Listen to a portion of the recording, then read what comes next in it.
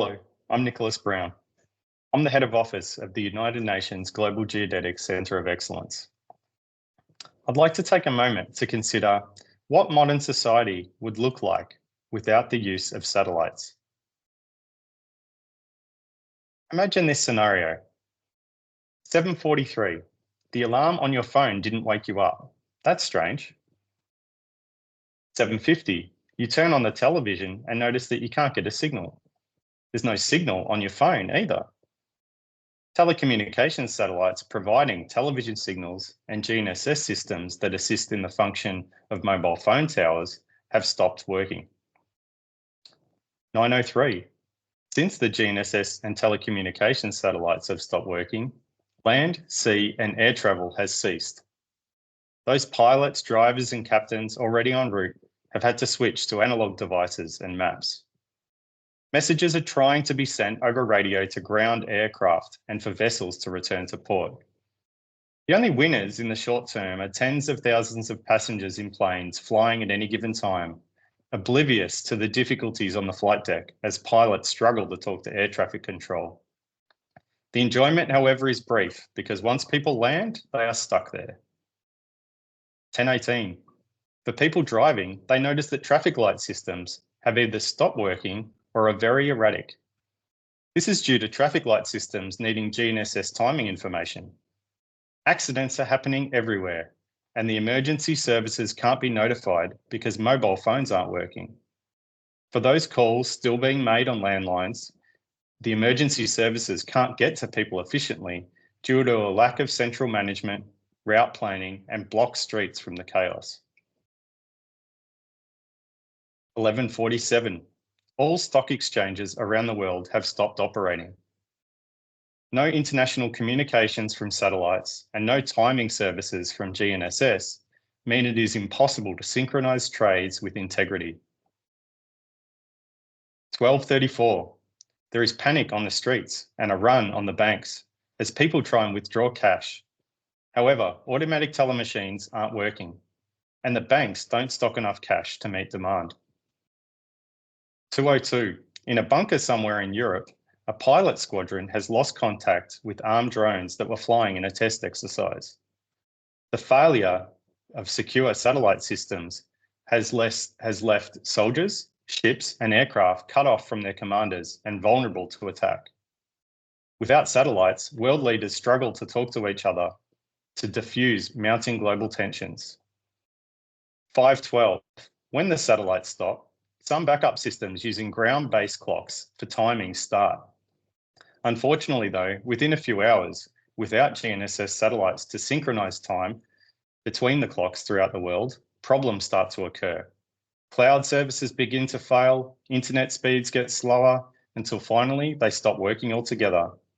Power cuts come next as suppliers are unable to regulate demand without GNSS timing. 11:30. Within a day, most countries reliant on GNSS for their economies and critical infrastructure announce they're in a state of emergency, and there's no clear way out of it given the lack of backup options for GNSS that are either untested or only work in local areas. And by 11:58, communications, transport, power and computer systems have been severely disrupted. Global business has ground to a halt and governments are struggling to cope. Politicians have been warned that food supply chains will soon break down, and now they fear a breakdown in public order.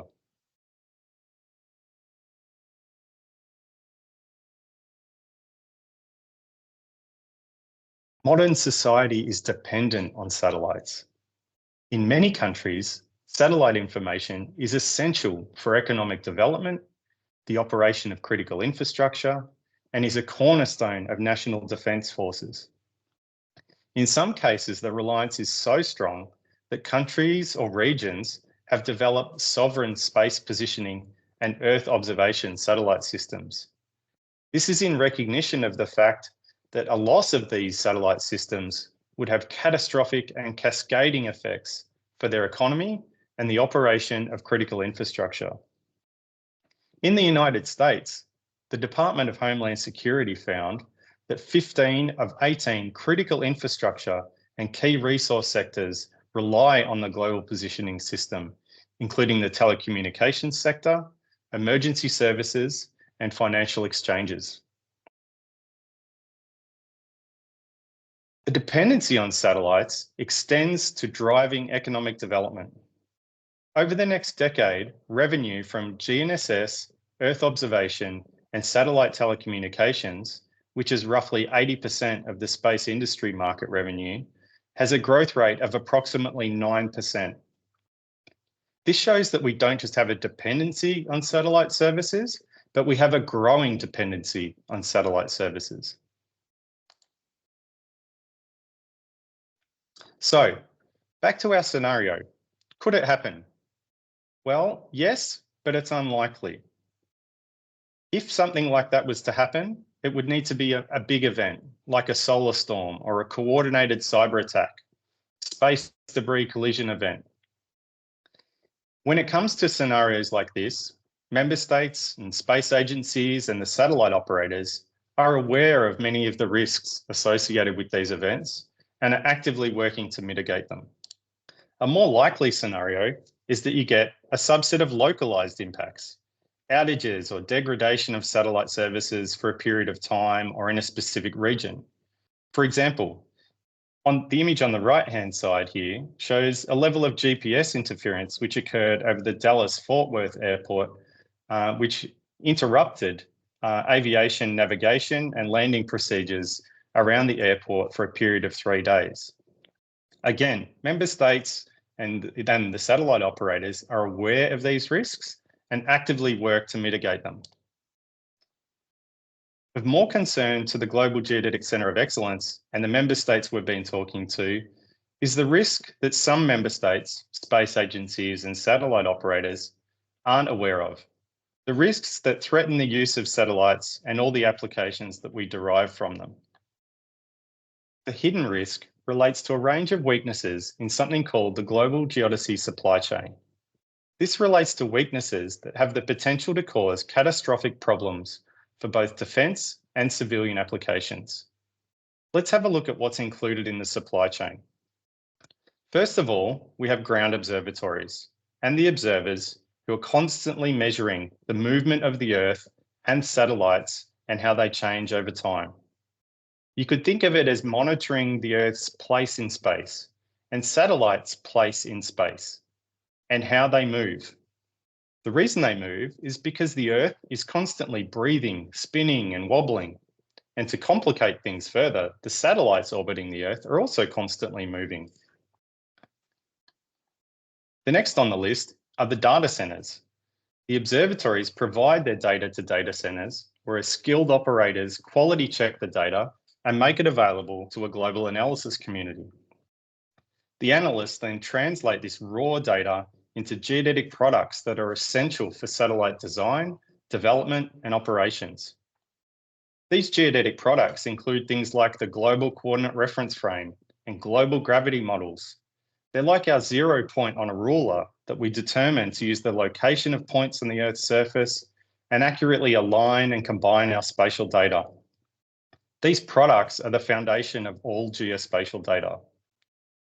Other geodetic products include things like Earth orientation parameters and satellite orbits.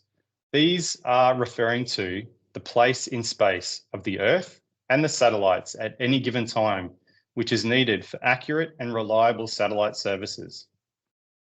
It is a global geodesy supply chain because no single country can fulfill all these requirements on their own.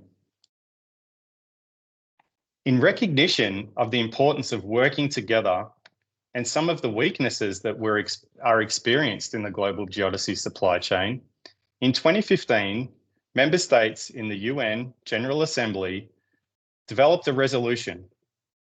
It was known as a Global Geodetic Reference Frame for Sustainable Development.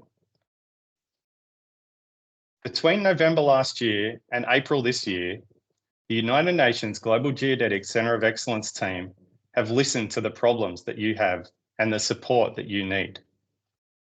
We listened to over 550 people from 110 member states across online sessions and in-person consultation meetings. And this is what we heard.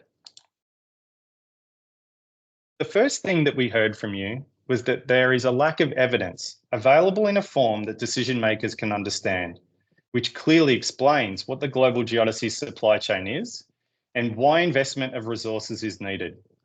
And importantly, what are the risks of not strengthening it?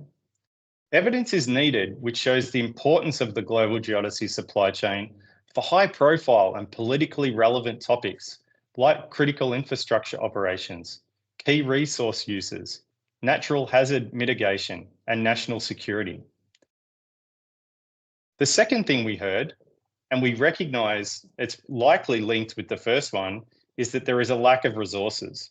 Without the evidence, you're unlikely to get the resources to improve the global geodesy supply chain. And that's likely why it's not resourced with enough people and money to sustain it. Currently, less than 0.05% of the revenue that's generated from GNSS and Earth observation services is currently being put back into the supply chain for global geodesy. This is coming at a time when ground observing station network is fragile with too many single sources of failure.